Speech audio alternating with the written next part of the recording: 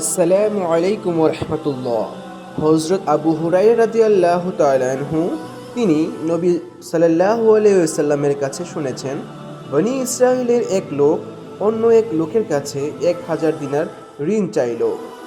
তখন সেই ঋণদাতা বলল, কয়েকজন সাক্ষী আনো, আমি তাদের সাক্ষী রাখব। সে বলল, সাক্ষী হিসেবে আল্লাহই যথেষ্ট। ঋণদাতা বলল, তাহলে একজন জামিনদার উপস্থিত করো। সে বলল, জামিনদার হিসেবে আল্লাহই যথেষ্ট। ঋণদাতা বলল, তুমি সত্য বলেছ। এরপর নির্ধারিত সময়ে তাকে 1000 দিনার দিয়ে দেওয়া হলো। তারপর ঋণ গ্রহীতা সমুদ্র সফর করলো। সে তার কাজ শেষ করে সে যানবাহন খুঁজতে লাগলো, যাতে নির্ধারিত সময়ের মধ্যে ঋণদাতার কাছে এসে পৌঁছাতে পারে। কিন্তু সে কোনো যানবাহন পেল না। তখন সে এক টুকরো কাঠ নিয়ে তা ছিদ্র করে ঋণদাতার নামে একটি চিঠি এবং 1000 দিনার তার মধ্যে ভরে ছিদ্র বন্ধ করে সমুদ্র তীরে এসে বলল, হে আল্লাহ, তুমি তো জানো আমি অমুকের কাছে 1000 দিনার ঋণ চাইলে সে আমার কাছে জামিনদার চেয়েছিল। আমি বলেছিলাম, আল্লাহই জামিন হিসেবে যথেষ্ট। এতে সে রাজি হয়। তারপর সে আমার কাছে সাক্ষী চেয়েছিল। আমি বলেছিলাম, সাক্ষী হিসেবে আমার আল্লাহই যথেষ্ট। তাতে সে রাজি হয়।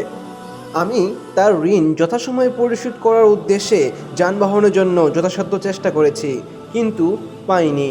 তাই আমি তোমার কাছে সোপর্দ করলাম। এই বলে সে কাঠের টুকরাটি সমুদ্রে ছুঁড়ে মারল। তারপর কাঠের টুকরাটি সমুদ্রে ডুবে গেল। লোকটি ফিরে গিয়ে নিজের শহরে যাওয়ার জন্য যানবাহন খুঁজতে লাগলো।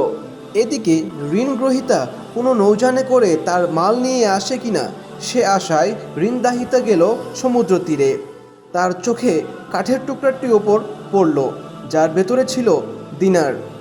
সে কাঠের টুকরাটি তার পরিবারের জ্বালানি হিসেবে বাড়ি নিয়ে গেল। কাঠটি চেরার পর সে দিনার আর চিঠিটা পেয়ে গেল। কিছুদিন পর ঋণ গ্রহীতা 1000 দিনার নিয়ে এসে হাজির হলো।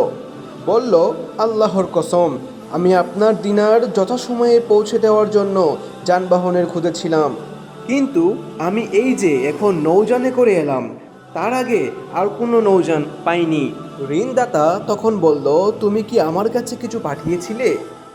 ঋণ গ্রহীতা বলল, আমি তো তোমাকে বললামই যে এর আগে আর কোনো নৌযান পাইনি। সে বলল, তুমি কাঠের টুকরার ভিতরে যা পাঠিয়েছিলে তা আল্লাহ তোমার পক্ষ থেকে আমাকে আদায় করিয়ে দিয়েছেন। তখন সে আনন্দ চিত্তে 1000 দিনার নিয়ে ফিরে গেল।